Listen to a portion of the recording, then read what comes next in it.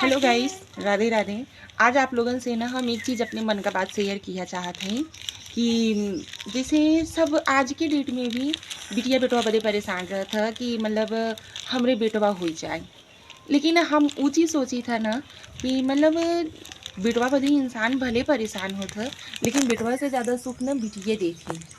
और ई चीज़ में हम बहुत भागवानी है कि हम सबन के बिटिया पहले भई हैं, बेटवा बाद में। आज हम आए छते पे पापड़ बनावे बदे सोचत रहे कि चलते छत पे पापड़ बनौबे। यहाँ देखा ये 3 जनी पहले से ही लपटिया गई हैं पापड़ बनवे बदे। बिटिया ना महतारी के बहुत सुख देती। जब तक बिटिया रहती ना, जब पैदा होती सोचे समझे ला होती ना, तब से वो इस चीज़ का सोच रखती कि हमें महतारी के कोनो चीज़ के तकलीफ न होता।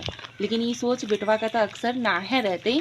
ऐसे ही कोनो कोनो बेटवा रहते कि परेशान होते महतारी बदे, बाकी हर बेटवा नहीं होते।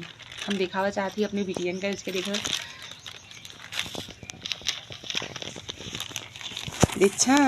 हेलो फ्रेंड्स, पापड़ बनाओ था हम नैना, पापड़ बनाओ था बनाई ले तू श्रेया, तू बनावे मजा होता। अच्छा श्रेया यहाँ गोल गोल बनाओ थी, ओकरे बाद ये 2 जनी पापड़ बनाओ थे।